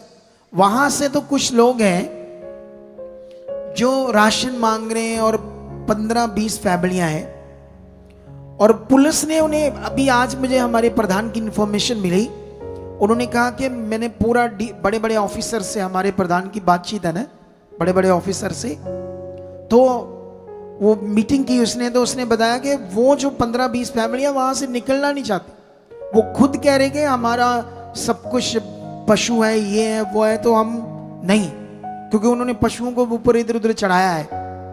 तो वो कहते हैं हमें बस राशन बचाओ, क्योंकि वो पहले हम किश्तियां होती ना, बोट, मोटर बोट, वो इंतजाम कर रहे थे, क्योंकि हमारे पास तो नहीं है प्राइवेट ने, तो हम उस पर जा कर लोगों को बचाए। मैं भी जा सकता हूं हेल्प के लिए, ऐसा नहीं जा सकता। हालेलुया। ऐसे कामों में हमें इंसानियत को बचाना है। और जानते, मुझे एक दुख हुआ, मैंने कुछ वीडियोस देखी सिखों की, मेरे भाइयों की, और उन सिखों भाइयों की जिन्हें मैं सिख नहीं कहूंगा, कुछ प्रेस रिपोर्टर की। वो बोल रहे कुछ क्रिश्चियंस लोगों को, तुम्हारे तो धर्म में लंगर नहीं खाते, प्रसाद नहीं खाते, अब क्यों खा रहे हो सिखों का? उन्हें बेइज्जत कर करके ऐसे वीडियो बना रहे थे। मैंने जब देखा मुझे बड़ी शर्म आई, मैंने कहा ये कैसे लोग हैं? क्योंकि वो परेशान थे तो उन्होंने दिया होगा, तो उन्होंने खाया होगा। हम जहां गए बांटने, वहां हमने सिखों को, हिंदुओं को, सबको दिया, और बिना कोई क्वेश्चन करके। पूछो इनसे, हमारी टीम से एक क्वेश्चन तक नहीं हमने किया कि तुम कौन हो, हमने बस देना शुरू कर दिया। और उनके देखना वीडियोस में, तुम्हें पता चलेगा वो यीशु के लोग नहीं, वो फंसे हैं वहां। कितनों को बात समझ आ रही है? अरे ये कैसे लोग हैं? हमारा धर्म, हमारे वचन में क्या लिखा हम वो करते हैं। तुम्हारे वचन में जो लिखा करो, लेकिन हमारे वचन में ये कभी नहीं लिखा कि जब तुम किसी की मदद करो तो उसकी जात पूछो, उसका धर्म पूछो, उसको बेइज्जत करो, वो भी सोशल मीडिया पर। कैसे ये दिमाग है लोगों के? अभी हम कितने कॉल्स आ रहे हैं हमें, तो कॉल्स आ रहे हैं, तो आप जानते ना हमारे पास फंड जो होता है वो सीमित होता है।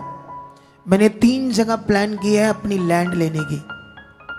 सोचो मेरे पास कितना आ रहा है, इतना नहीं आ रहा है जितना चाहिए, जितना मिनिस्ट्री को चलाने के लिए चाहिए, लेकिन उसको मैं किस बुद्धि से मैनेज करता हूं, हमारी टीम से पूछो। हमने गुरदासपुर जगह ले ली है, कॉन्ग्रेचुलेशन बोलो मुझे, और एक दूसरे को बोलो।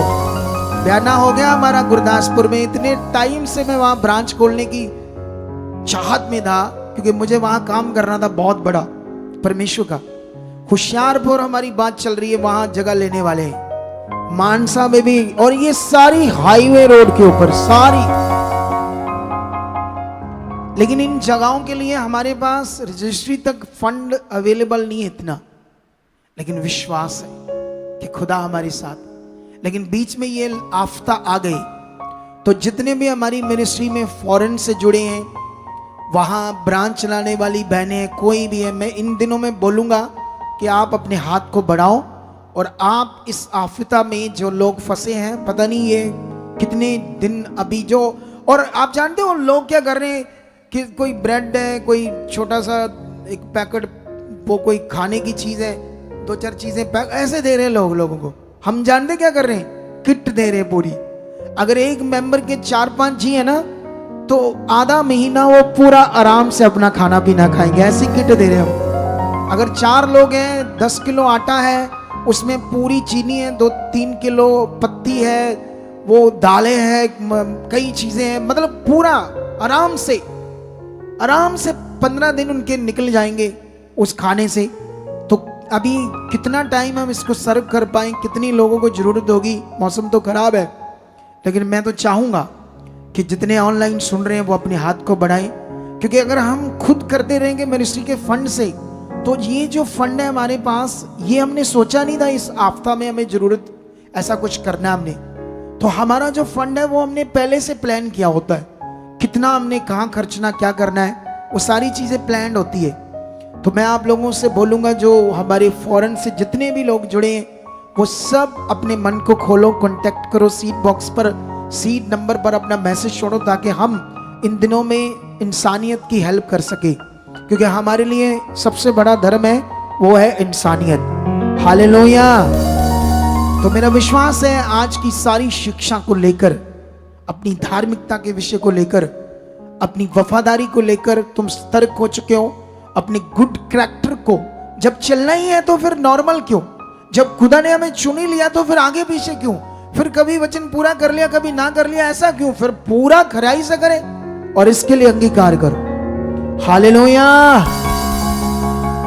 सीड वाले ले आओ सारे, क्या कहते हैं उसको, थैलियां, इसको आगे ले आओ। एक गवाही के बाद सीड बोएंगे, और अभी जो ये गवाही, इसको ध्यान से सुनना आप लोगों ने। हाँ, तुमने कुछ बात करनी है, खुद ही करनी है। दो माइक दे दो उनको। आप सिर्फ इन्हें बताओ, जब आप प्रभु यीशु मसीह में नहीं थे तो क्या हालात थे, थोड़ा बताओ। ਜੈ ਮਸੀਹ ਦੀ ਪਾਪਾ ਜੀ, ਜੈ ਜੈ ਮਸੀਹ ਮਸੀਹ ਦੀ ਮੰਮਾ ਦੀ। ਜੀ, ਜੈ ਮਸੀਹ ਦੀ ਸਾਰੀ ਕਲੇਸੀਆ ਨੂੰ। हाँ। ਮੈਂ ਪਾਪਾ ਜੀ ਆਪਣੀ ਜੀਵਨ ਦੀ ਗਵਾਹੀ ਦੇਣ ਜਾ ਰਹੀ ਕਿ ਮੈਂ ਇੰਨੀ ਕੁ ਨਰਕ ਦੇ ਵਿੱਚ ਹਾਂ ਨਾ, ਕਿ ਮੇਰੇ ਘਰ ਦੇ ਹਾਲਾਤ, ਕਿ ਖੁਦ ਲੋਕ ਮੇਰੇ ਰਿਸ਼ਤੇਦਾਰ ਵੀ ਵੇਖ ਕੇ ਹੈਰਾਨ ਸੀ, ਕਿਉਂਕਿ ਨਾ ਮੇਰੇ ਘਰ ਦੇ ਵਿੱਚ ਕੋਈ ਖਾਣ ਪੀਣ ਨੂੰ ਵਧੀਆ ਸੀ, ਨਾ ਮੇਰੇ ਘਰ ਦੇ ਵਿੱਚ ਰਹਿਣ ਪੀਣ ਨੂੰ ਵਧੀਆ ਸੀ। ਕਮਰਾ ਸੀ ਇੰਨਾ ਕੁ ਜ਼ਿਆਦਾ ਚੁੰਦਾ ਹੁੰਦਾ ਸੀ ਕਿ ਪਾਪਾ ਜੀ ਮੈਂ ਦੱਸ ਨਹੀਂ ਸਕਦੀ, ਇੰਨੀ ਬਿਮਾਰੀ ਹੁੰਦੀ ਕਿ ਜਦ ਵੀ ਕੋਈ ਕਮੇਟੀ ਪਾਉਣੀ 70,000 ਦੀ, 60,000 ਦੀ, ਇਹ ਤੋਂ ਵੱਧ ਕੇ ਮੈਂ ਕਦੇ ਵੀ ਕੋਈ ਕਮੇਟੀ ਨਹੀਂ ਸੀ ਪਾਈ। ਉਹ ਵੀ ਪਾਪਾ ਜੀ ਸਾਰੀ ਬਿਮਾਰੀ 'ਚ ਹੀ ਲੱਗਦੀ ਸੀ, ਕਿਉਂਕਿ ਮੇਰੇ ਬੱਚਿਆਂ कितने ਦੇ साल तू बीमार रही, ਪਾਪਾ ਜੀ ਮੈਂ ਬਹੁਤ बच्चे भी, तू भी, सब बीमार। ਪੂਰੀ कितने बाबाओं को कितने पैसे दे दे? ਪਾਪਾ ਜੀ ਕੋਈ ਸਮਝ ਨਹੀਂ ਕਿ ਇੰਨੇ ਮੈਂ ਤੰਤਰਿਕ ਬਾਬਿਆਂ ਨੂੰ ਪੈਸੇ ਦੇ ਚੁੱਕੀ ਆ, कि ਇੰਨਾ ਕਿ ਜ਼ਿਆਦਾ ਮੇਰੇ ਨਰਕ ਹੀ ਨਾ कि मैं तुम पापा जी जैसे हॉस्पिटल में जाते थे, कितने कितने दिन दाखिल रह के घर आते थे, फिर वही हालात कितने? ਪਾਪਾ ਜੀ ਮੈਂ ਰਾਤ ਨਹੀਂ ਸੀ ਰਹਿੰਦੀ, ਕਿ ਜਿਸ ਤਰ੍ਹਾਂ ਮੈਨੂੰ ਸਵੇਰ ਖੜਦੇ ਸੀ ਸ਼ਾਮ ਨੂੰ ਲੈ ਆਉਂਦੇ ਸੀ, 4-4 ਟੈਸਟ, 5-5 ਟੈਸਟ ਇੱਕ ਦਿਨ ਦੇ ਵਿੱਚ। जैमसी दी पापा जी, हाँ, जैसे ना एक दिन में 3-3 हॉस्पिटल भी चेंज कर देते थे। सांस की प्रॉब्लम थी ना, जब सांस रुक जाती थी फिर खड़ना पड़ता था, फिर वो सांस आती थी फिर ले आते थे, फिर ऐसे मतलब कि पूरा दिन ऐसे निकल जाता था। एक दिन में 3-3 हॉस्पिटल बदले हमने एक दिन में। जी पापा जी। तो उस इतने वो मुंह में पाइप का टेस्ट भी करते जी थे? जी पापा जी। तो वो क्या कहते थे, एक दिन ये बोल रही थी उस टेस्ट के बारे में? ਪਾਪਾ ਜੀ ਇੱਕ ਦਿਨ ਮੇਰਾ ਟੈਸਟ ਇਹੋ ਜਿਹਾ ਹੋਇਆ ਕਿ 4 ਘੁੱਟ ਦਵਾਈ ਦੇ ਮੈਨੂੰ ਪਿਆਉਂਦੇ ਸੀ। ਉਹ ਪਹਿਲਾਂ ਕਹਿੰਦੇ ਸੀ ਕਿ ਮੂੰਹ ਫੁਲਾ ਕੇ ਰੱਖਣਾ ਵਾ, 1 ਸਕਿੰਟ ਦੇ ਵਿੱਚ ਉਹਨੂੰ ਅੰਦਰ ਡਾਲਣਾ ਵਾ दवाई को, ਜੀ। ਜੈਸੇ और फिर ਪਾਪਾ ਜੀ पूरे मुंह में पाइप डाल के अंदर भेजनी है। ਹਾਂ ਨਹੀਂ, ਉਹ ਪਾਪਾ ਜੀ ਇੱਕ ਹੋਰ ਟੈਸਟ ਸੀ, ਤੇ ਉਹ ਪਾਪਾ ਜੀ 4 ਘੁੱਟ ਉਹਨਾਂ ਨੇ ਮੈਨੂੰ ਪਿਆਏ, ਕਿ 4 ਘੁੱਟਾਂ ਦੇ ਵਿੱਚ ਮੇਰਾ ਟੈਸਟ ਹੋ ਗਿਆ ਸੀ। ਤੇ ਉਸ ਤੋਂ ਬਾਅਦ ਉਹ ਟੈਸਟ ਦੇ ਵਿੱਚ ਮੇਰਾ ਕੁਝ ਨਹੀਂ ਆਇਆ ਪਾਪਾ जी। नहीं वो कितना तकलीफ से भरा था, क्या कहते थे पापा उस जी, मैं टेस्ट के लिए? नहीं वो दा- टेस्ट के लिए क्या बोलते थे? ਉਹ ਟੈਸਟ के लिए बोलਦੇ ਸੀ ਕਿ आपके ਉੱਪਰ ਡਿਪੈਂਡ ਕਰਦਾ ਕਿ ਇਹ ਟੈਸਟ ਜਾਂ ਤੁਹਾਡੇ 2 ਘੁੱਟਾਂ ਚੋਂ 3 ਚੋਂ ਨਹੀਂ ਤੇ ਸਾਰੀ ਦਿਹਾੜੀ ਲੰਘ ਜੂਗੀ।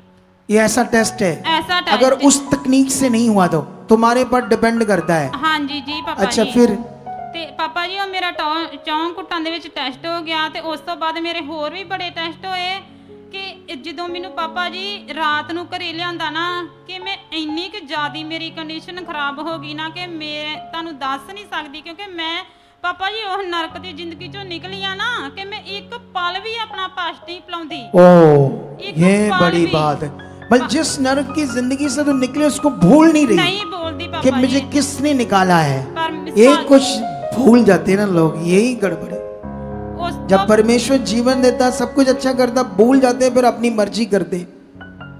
अच्छा तो एक पल भी नहीं भूल रही नहीं उस हालात को? पापा- नहीं पापा अच्छा जी। फिर ਉਸ ਤੋਂ ਬਾਅਦ ਪਾਪਾ ਜੀ ਜਦੋਂ ਮੈਨੂੰ ਰਾਤ ਘਰੇ ਲਿਆਂਦਾ ਨਾ ਤੇ ਮੈਨੂੰ ਰਾਤ ਨਾਲ ਲੋਕਲ ਡਾਕਟਰ ਦੇ ਕੋਲੋਂ ਲੈ ਕੇ ਗਏ, ਬੜੇ ਡਾਕਟਰਾਂ ਦੇ ਕੋਲ ਕਿਸੇ ਵੀ ਹੱਥ ਨਹੀਂ ਪਾਇਆ ਪਿੰਡ ਦੇ ਵਿੱਚ। मतलब कुल मिलाकर तुम्हारी जो दास्तान है तुम्हारे जीवन की ਹਾਂਜੀ बहुत नरकी है, नरक जैसे ਪਾਪਾ ਜੀ दुखों से भरी, तकलीफ से भरी थी। ਮੈਂ ਤੁਹਾਨੂੰ ਬਿਆਨ ਨਹੀਂ ਕਰ ਸਕਦੀ। मतलब खाना पीना कैसे खाते थे आप लोग? ਖਾਣਾ ਪੀਣਾ ਪਾਪਾ ਜੀ ਮੇਰੀ ਚਾਹ ਵੀ कई बार ਡਾਕਟਰ भूखे भी रहते थे बच्चे परिवार? ਪਾਪਾ ਜੀ ਮੈਂ ਕੀ ਤੁਹਾਨੂੰ ਦੱਸਾਂ ਕਿ ਮੈਂ ਇੰਨੀ ਕਿ ਜਿਸ ਤਰ੍ਹਾਂ ਇੱਕ ਰੂੜੀ ਤੋਂ ਇਨਸਾਨ ਉੱਠਿਆ ਹੁੰਦਾ ਨਾ ਇਸ ਹਾਂ। ਤਰ੍ਹਾਂ ਮੇਰੇ ਖੁਦਾ ਨੇ ਮੇਰੇ ਜੀਵਨ 'ਚ ਕੰਮ ਕੀਤਾ। जैसे रूढ़ी पर कोई होता है, ਜੈਸ ਪਾਪਾ ਜੀ नहीं जैसे खाने पीने की भी बड़ी मुश्किल थी। ਬਹੁਤ ਮੁਸ਼ਕਲ ਜੋ ਮੈਂ ਕੱਪੜੇ ਪਹਿਨਦੀ ਸੀ ਨਾ ਉਹ ਵੀ ਮੈਨੂੰ ਕਿਸਕੇ ਘਰ ਦਾ ਕੰਮ ਕਰਨਾ ਪੈਂਦਾ ਸੀ। ਫਿਰ ਮੈਂ ਕਿਸੇ ਦੇ ਘਰੋਂ ਲੱਥੇ ਪਲੱਥੇ ਕੱਪੜੇ ਲਿਆ ਕੇ ਫਿਰ ਮੈਂ ਡਾਲਦੀ ਸੀ। ऐसे चल रही थी लाइफ, बुरा हाल था। ਜੀ ਪਾਪਾ ਜੀ। सुनो तो देखो ध्यान से, फिर आप जब यीशु मसीह में आए तो फिर चलना शुरू किया ना? ਪਾਪਾ ਜੀ ਜਦ ਮੈਂ 2018 ਦੇ ਵਿੱਚ ਆਈ ਸਾਂ ਵੀਰਵਾਰ ਮੈਂ ਪਹਿਲਾਂ ਕੱਲੀ ਆਈ ਸਾਂ, ਐਤਵਾਰ ਨੂੰ ਮੇਰੇ ਬੱਚੇ ਆ ਗਏ ਤੇ ਜਦੋਂ ਮੈਂ ਵੀਰਵਾਰ ਆਈ ਨਾ ਸੰਗਤੀ ਦੇ ਵਿੱਚ ਤੇ ਮੈਨੂੰ ਪਤਾ ਲੱਗ ਗਿਆ ਕਿ ਇਹੀ ਮੇਰਾ ਬਸ ਆਖਰੀ ਰਸਤਾ। आखिरी रास्ता जहां से मेरा भला होना है। ਯੈਸ ਪਾਪਾ ਜੀ। अच्छा फिर ਫਿਰ ਮੈਂ ਸ਼ੁੱਕਰਵਾਰ ਕੋ ਜੋ ਵੀ ਮੇਰੇ ਘਰ ਦੇ ਵਿੱਚ ਹੀ ਜੋ ਤੰਤਰੀ ਬਾਬਿਆਂ ਨੇ ਰੱਖਾਂ ਧਾਗੇ ਜੋ ਵੀ सब फेंक दिया। सब कुछ मैं बांध के ना अपने पति ने बोलिया कि इसकी मैंने कोई जरूरत नहीं है, इसको पानी दे विच डाल आओ। बस मेरा परमेश्वर मुझे मिल गया है, बस पापा फिर जी। जिंदगी शुरू कर दी जीने। पापा जी इन्नी वधिया मेरी जिंदगी बदलती गई ये नहीं कि मेरे एकदम च हालात बदले आ। ये नहीं हालात- बदल, नहीं पापा बदलने जी। में थोड़ा टाइम लगा, यस पापा जी जैसे जैसे बढ़ते गए। यस अच्छा पापा फिर जी आपके द्वारा वचन आउंदा है कि बने रहो धीरज रखो बने रहो हालात वल नहीं वेखना। अच्छा मुझे ये बताओ, जब इतने हालात थे आप बीज के बारे में सुनते थे, बीज बोने के बारे में, तो क्या करते थे आप? बीज की पापा जी मैनू इन्ना क ज्यादा मजा आउंदा पिया ना कि मैनू ना बीज बोने में मजा, मैं कहनी कि पापा जी मैं खुद मेहनत करके बीज पाना शुरू करता। मतलब तुम्हें ये नियम इतना पावरफुल लगा? पापा जी ਜਦੋਂ मैं पहला बीज पाना स्टार्ट में शुरू ਕੀਤਾ ਨਾ ਤੇ ਕੁਝ ਹਾਂ। ਮੇਰੀਆਂ ਗਵਾਈਆਂ ਬਣ ਲੱਗੀਆਂ। हाँ ਫਿਰ ਮੈਨੂੰ ਸਮਝ ਆ ਗਈ ਕਿ ਮੈਂ ਜਿੰਨਾ ਵੀ ਬੀਜ डालूंगी ਉਹ ਤੋਂ ਜ਼ਿਆਦਾ ਮੈਨੂੰ ਖੁਦਾ ਫਲਵੰਤ मतलब तूने इस नियम को इतना बड़ा माना, इतने दिल से लिया बीज बोने को, यस पापा कि जी मतलब जैसे किसी चीज में मजा आता है, ऐसे लेती थी तू मजा पापा जी, परमेश्वर के मैंने- बीज बोने में। ਇੰਨਾ ਕਿ ਜ਼ਿਆਦਾ ਮਜ਼ਾ ਆਉਂਦਾ ਪਿਆ ਨਾ ਕਿ ਮੈਂ ਤੁਹਾਨੂੰ ਦੱਸ ਨਹੀਂ ਸਕਦੀ ਕਿ ਪਹਿਲਾ ਨਿਯਮ ਮੇਰਾ ਇਹੀ ਹੁੰਦਾ ਹੈ। ਮੇਰਾ ਮਨ ਭਾਵੇਂ ਜਿਸ ਤਰ੍ਹਾਂ ਦਾ ਮਰਜ਼ੀ परमेश्वर ਵਿੱਚ ਆ हाँ। पर मेरा ये ना कभी कभी हालात के ऊपर मन लग जाता था, कभी जब कभी हालात बीच में हाँ, आ जाता था, जी पापा अटैक आता जी। था शैतान का, जी पापा लेकिन जी। बीज बोने में ये खरा बन गई जी थी। पापा जी। मतलब उसको पहला स्थान, सबसे पहले कोई भी नहीं काम करना, पहले बीज बोना जी, परमेश्वर जी का। पापा जी, जी। फिर उससे आज जो गरीबी थी, एक ही कमरा था, आज क्या क्या है आपके पापा पास? जी घर भी बन गया, पूरा? ब्रदर भी कितने बोला कमरे चले बन गए?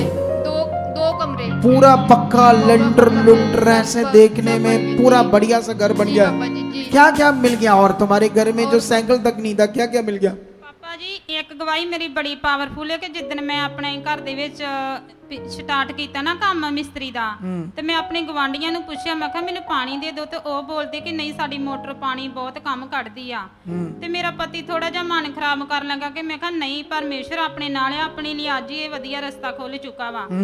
ਤੇ ਪਾਪਾ ਜੀ ਉਹਨਾਂ ਸ਼ਾਮ ਨੂੰ ਮੋਟਰ ਵਾਲੇ ਘਰੇ ਆ ਗਏ ਤੇ ਸ਼ਾਮ ਨੂੰ ਉਹਨਾਂ ਨੂੰ 2000 ਰੁਪਇਆ ਸਾਈ ਦੇ ਦਿੱਤੀ ਤੇ ਪਾਪਾ ਜੀ ਮਿਸਤਰੀ ਲੱਗਣ ਤੋਂ ਪਹਿਲਾਂ ਇੱਕ ਦਿਨ ਦੇ ਵਿੱਚ ਹੀ ਮੋਟਰ ਮੇਰੀ ਲੱਗ ਗਈ। एक दिन में लग गई। ਯੈਸ ਪਾਪਾ ਜੀ मतलब ऐसे रास्ते खुलते गए, चीजें बनती गई, घर बन गया, अब गाड़ियां हैं, बाइक है, सब कुछ है, टीवी है, फ्रिज जो नहीं था, ਪਾਪਾ ਜੀ बेड है, अलमारियां, हर चीज आपके घर में। ਯੈਸ ਪਾਪਾ ਜੀ ਫ੍ਰਿਜ ਦੀ ਗਵਾਹੀ ਪਾਪਾ ਜੀ ਮੇਰੀ ਇੰਨੀ ਪਾਵਰਫੁਲ ਕਿ ਮੇਰੇ ਨਾਲ देखो एक चीज याद रखो, जिसके पास कुछ नहीं है ना, उसके लिए फ्रिज भी जब आती तो वो वैल्यूएबल है। जिसके पास सब कुछ है तो वो उतना उसको गवाही को इतना फील नहीं करेगा, लेकिन इसकी फीलिंग बड़ी है। अभी थोड़े दिन पहले इसने कमेटी डाली सिर्फ कि मुझे बीज बोना है। जब वो कमेटी इसको मिली तो सिर्फ बीज बोने के लिए आई, पूरी की पूरी कमेटी जितनी इसने परमेश्वर के काम के लिए रखी थी। सोचो ऐसा मन है। इसका बेटा बड़ा खराब था, लड़ाई झगड़ा करने वाला था, उसको भी परमेश्वर ने सीधा कर दिया, वो भी अच्छे से अब चल रहा है, इन्हें पैसा दे रहा है, इतनी बरकत आई है। और सबसे दो बड़े विषय की जिंदगी में, जब ये 20 बोने आई उसने तब बताया कि मैं अपना पास्ट नहीं बोल रही कि खुदा ने मुझे कहां से निकाला।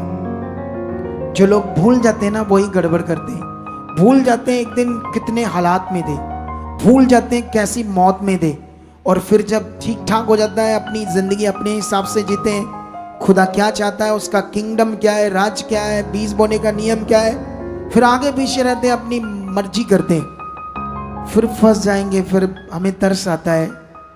हम तो बस समझा सकते हैं, डंडा तो नहीं मार सकते इन बातों के लिए, सिर्फ समझा सकते हैं। लेकिन याद रखो, इसको परमेश्वर ने इतना ऊंचा किया। गांव में अब गांव वाले लोग देखते हैं रिश्तेदार ਪਾਪਾ ਜੀ जो पहले घर नहीं आते थे कि कुछ मांगने ले हमसे, ਯੈਸ अब सब शर्मिंदे कर दिए, परमेश्वर ने ऊंचा कर दिया है। ਪਾਪਾ ਜੀ ਕਈ ਲੋਕ ਤੇ ਮੈਨੂੰ ਖੁਦ ਫੋਨ ਕਰਕੇ ਪੁੱਛਦੇ, ਕਈ ਲੋਕ ਜਿਹੜੇ ਲੋਕਲ ਚਰਚ ਦੇ ਵਿੱਚ ਜਾਂਦੇ ਸੀ ਹਾਂ। ਨਾ, ਤੇ ਕਈਆਂ ਨੂੰ ਪਤਾ ਲੱਗਾ ਕਿ ਇਤਨੀ ਇਹ ਬਲੈਸ ਆ ਕਿ ਕਈਆਂ ਨੇ ਮੈਨੂੰ ਖੁਦ ਫੋਨ ਕੀਤਾ, ਹਾਂ। ਕਹਿੰਦੇ ਕਿ ਸ਼ੀਟ ਤੁਸੀਂ ਕਿਹੜੀ ਜਗ੍ਹਾ ਜਾਂਦੇ। ਮੈਂ ਕਿਹਾ ਮੈਂ ਇਸ ਜਗ੍ਹਾ ਤੇ ਜਾਨੀ ਆ। ਤੇ ਪਾਪਾ सुखपारण मिनिस्ट्री में। ਜੀ ਯੈਸ ਪਾਪਾ ਜੀ, हाँ, ਤੇ ਪਾਪਾ ਜੀ ਉਹ ਵੀ ਇਸ ਜਗ੍ਹਾ ਤੇ ਆਉਂਦੇ, ਇੰਨਾ ਜ਼ਿਆਦਾ ਬਲੈਸ ਆ ਕਿ वो भी बरकत पा रहे हैं आकर। ਬਹੁਤ ਜ਼ਿਆਦਾ bless देख ਆ। लो, Yes। तुमने कितने कितने लोगों को अब तक जोड़ दिया खुदा के साथ इधर? ਪਾਪਾ ਜੀ 15-16 ਲੋਕ ਆ। 15-16 फैमिली। ਹਾਂਜੀ, ਕਈਆਂ ਨੂੰ ਮੈਂ ਸ਼ੁਭ ਸਮਾਚਾਰ ਨਹੀਂ ਦਿੱਤਾ, ਕਈਆਂ ਨੇ ਖੁਦ ਮੇਰੇ ਘਰੇ ਪੁੱਛਿਆ ਆਣ बल तुम्हारी बरकत देखकर तुम्हें पूछा यस तुम पापा कहाँ जी। जाते हो। अरे वाह, यस पापा जी, ऐसा चाहिए, ऐसा लोग तुम्हें पूछे तुम कौन हो, कहाँ से आते हो, कहाँ जाते हो। यस पापा फिर प्रभु का नाम लो, खुदा का नाम लो, इस उसकी खुदा की इस मिनिस्ट्री का नाम लो और बोलो वहां जाकर देखो परमेश्वर कैसी जिंदगी दे। जितना तुम इस मिनिस्ट्री का प्रचार करोगे, जितना खुदा के लिए लोगों को बोलोगे, उतना खुदा तुमसे खुश होगा। ये वफादारी यस तुम्हें करनी होगी और आगे बढ़ना होगा। चर्च के किसी काम के लिए भी तुम्हें पीछे नहीं होना। कभी भी यहाँ कोई भी सेवा का काम हो, चाहे यहाँ कोई बिल्डिंग बननी, उसके लिए आपकी सेवा की जरूरत है, ईंटें उठाने में, चीजें में, कोई मटेरियल में, कोई भी सेवा हो, तुम्हें कभी अपने मन को पीछे नहीं करना। फिर देखना कैसे खुदा तुम्हें बरकत देगा। तो आए इस गवाही के साथ साथ मैं फिर से आपको बोलता हूं कि आप हमारे फंड में, जो हमारा फंड है हमारे पास, उसको हम चाहते हैं कि ये जो बीच में हमने नया खर्चा डाला है, इसमें कुछ लोग अपने दशमांश से अलग से कुछ आगे आए ताकि हम लोगों की ज़्यादा से ज़्यादा हेल्प कर सकें। क्योंकि अभी तो एक जगह पर हमारे प्रधान साहब कह रहे हैं, वो कहते वो तो सिलेंडर मांग रहे हैं 2-3 एक गांव में, और साथ में राशन मांग रहे हैं। तो मैंने कहा कोई बात नहीं, वो भी दे देंगे, डोंट वरी। इस समय उनको ज़रूरत है, तो खुदा ने हमें यहाँ तक लाया तो हमें करना चाहिए और परमेश्वर हमें और आगे बढ़ाएगा। तो आइए फिर हम अपनी सीट बोएंगे। ऑनलाइन जितने भी हमारे लोग हैं, ये हमारा सोसाइटी है सचदा रिश्ता और HDFC बैंक, और साथ में दूसरा भी बैंक कोटक महिंद्रा। इन दोनों बैंकों को स्क्रीनशॉट ले लो ऑनलाइन लोग, और इन्हीं दोनों बैंकों के QR कोड भी हैं, दोनों बैंकों के। इन दोनों को भी आप लोग क्या करो, स्क्रीनशॉट ले लो दोनों बैंकों के QR कोड को। और साथ में ही एक व्हाट्सएप नंबर है फॉरेन के लोगों के लिए। जब आप इस पर मैसेज छोड़ोगे तो मेरी निगरानी में आपको रिप्लाई मिलेगा। अगर आप इस पर कॉल करोगे शायद मैं उठाऊंगा, या मैसेज करोगे अगर आपको रिप्लाई ना मिला तो गुस्सा नहीं करना, क्योंकि ये सिर्फ सीड नंबर है। आपके फॉरेन के लोगों के लिए हेल्पलाइन नंबर ये 2 है, और बाकी सारे नंबर जो है वो भारतीय लोगों के लिए। अगर तुम्हें कभी भी कोई नंबरों से कभी कोई रिप्लाई ना दे, फोन ना उठाए, अगर तुमने 10 बार कॉल की, 4 बार की है, तो आप एक काम करना, उसको क्या करना, आपने उसकी हिस्ट्री को स्क्रीनशॉट लेकर हमें सेंड करना है इन फॉरेन के 2 नंबरों पर। अगर आपकी कोई बात ना सुने, फोन ना उठाए, जो लोग सेवा करते हैं फिर इनकी भी थोड़ी क्लास लगाएंगे, इनसे पूछेंगे, फिर हो सकेंगे तो इनको ये सेवा ही से दूसरी कोई सेवा दे देंगे।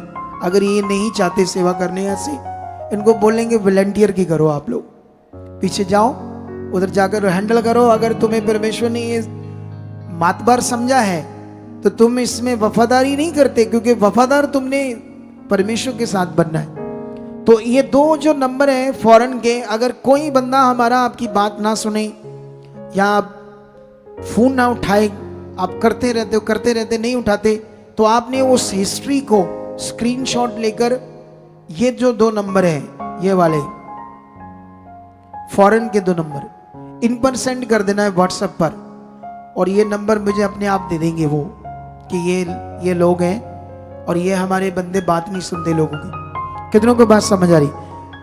वैसे अगर तुम खड़े हो तो इनको कॉल करने की जरूरत नहीं पड़ेगी, ऐसे ही ऊपर बढ़ते जाओगे।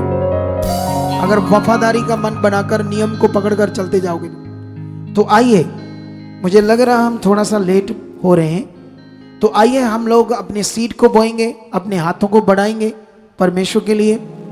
तो मैं प्रार्थना करता हूं जो ब्रांचेस में बैठे हैं वो भी खड़े और वफादार बनो। जीवित परमेश्वर खुदाबंद निश्चय जो लोग ब्रांचेस में हैं, ऑनलाइन है, अपने बीजों को ट्रांसफर कर रहे हैं, जहां बैठे परमेश्वर पिता अपने हाथों को बढ़ा रहे परमेश्वर पिता, जब ये सीड बोए खुदा इसमें आप बड़ी बरकत दे चुके हो, बड़ा फल दे चुके हो। निश्चय इनके घरों और परिवारों पर, कारोबार पर बरकत आ चुकी है। खुदा मैं जो बीज डाल रहा हूं इसका 100 गुना फल काट चुका हूं, ये सुना। और सुनो, इधर देखो थोड़ा सा सुनो। मैंने कल जाना है और इस थर्सडे, सुनो इधर देखो, प्रभु भोज था। इस थर्सडे ही प्रभु भोज आता है, क्योंकि जो भी पहला वीरवार संडे आ गया महीने का हफ्ता, पहले हफ्ते में, तो उसी में प्रभु भोज होना। लेकिन इस थर्सडे प्रभु भोज नहीं होगा, प्रभु भोज होगा क्योंकि मैं शुक्रवार वापस आऊंगा। सीधी सीधी बातें, प्रभु भोज होगा संडे और आने वाले थर्सडे में। और सुनो इधर देखो, अभी रुक जाओ। कुछ लोगों के दिमाग में ना बड़ी जल्दी गंदी और बुरी बातें आ जाती है कि मैं शोरूम कहां से खोल रहा हूं। मुझे ये पता चला और मैं बताना चाहता हूं, जब भी ऐसी कोई बिजनेस करते हैं तो गवर्नमेंट के सामने लोन लेना ही पड़ता, कंपलसरी है। मेरा 50 लाख लोन पास हुआ है और 30 लाख एक मेरा दोस्त है, 30 लाख उसने मुझे देना है। कितना हो गया? 80। और 20-25 मेरे पास इंतजाम है, क्योंकि ये काम 1 CR से होना था, एक शोरूम बनना था। और मैंने ये लाइव में क्यों बता दिया, क्योंकि यहाँ बातें बड़ी होनी शुरू होगी। गंदी सोच, गंदा दिमाग।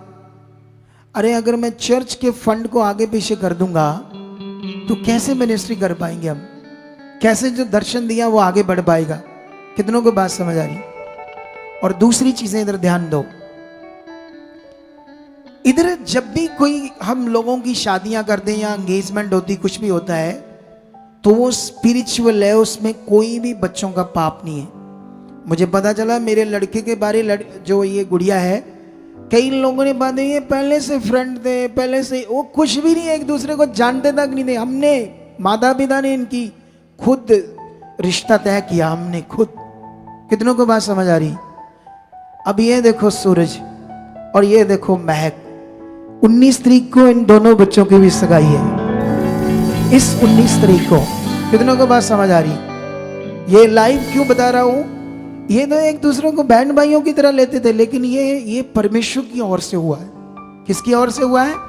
ये सूरज और ये महक, जो इतने लंबे समय से इस मिनिस्ट्री के साथ इतनी खराई से चल रहे थे, और खुदा ने इनके लिए ये सोचा, ये दोनों परिवार इतने अच्छे हैं और ये इतने शरीफ है ना दोनों बच्चे।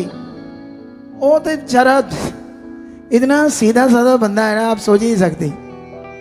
दोनों ही बच्चे, तो इनके लिए किसने रास्ता खोला है? खुदा ने खोला है। इनके परिवार इतने खरे और वफादार हैं। तो ये वीडियोस आपको मिलेगी, जब इनकी सगाई होगी, क्योंकि ये सगाई होने वाली एक संगति में, और वो संगति यहाँ नहीं होगी, कहीं और होगी, लेकिन यहाँ वो संगति होगी, उसमें मैं भी होऊंगा, खुदा की दासी भी होंगे।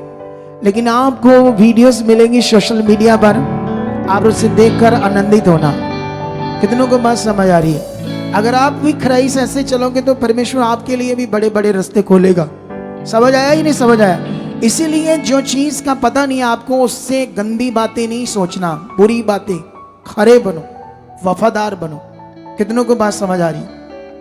परमेश्वर की, मैं तो अभी हमारे पास कई बच्चे हैं जिनके लिए मैं बोलूंगा कि आप उनसे रिश्ते कर सकते हो। हमारी टीम में सेवा कर रहे हैं, और आने वाले 1-2 हफ्तों में मैं यहाँ उन सबको खड़ा करूंगा और मैं बताऊंगा ये कैसे बच्चे हैं। आप चूज कर सकते हो उनके लिए, अपने परिवार के लिए, अपने बेटों के लिए। वो लड़कियां हैं सारी, काफ़ी है, 4-5 है, 5-6। तो मैं चाहूँगा कि उनके लिए स्पिरिचुअल लड़के वो चाहिए हमें, क्योंकि उनकी इच्छा है कि वो सेवा करें लॉन्ग टाइम परमेश्वर में बढ़े। कितनों को बात समझ आ रही है? तो खुदा ने करना है सारा कुछ हमारे लिए, तो आपने खरे बनना है, अपने हाथ को बढ़ाना है और अपने बीजों को खराई से, वफादारी से बोना है। और खास करके जो ऑनलाइन देख रहे हैं पूरे भारत से, अपने दशमांश को, क्योंकि ये मंथ चढ़ने वाला कल, तो लोग हर महीने अपने दशमांश को बोते हैं ना, पहली के बीच में 10-12 तारीख में। वो तो है, वो तो आपका फंड जो बना है, हमने सेटिंग की, उसको तो हमने उस सिस्टम से यूज करना, लेकिन हमें एक्स्ट्रा चाहिए। दशमांश के अलावा अलग से अपना मन खोलो। कितनों को बात समझ आइए? आइए, प्रार्थना हो चुकी है, हम 2-3 मिनट की वर्शिप करेंगे, उसमें अपना बीज बोएंगे।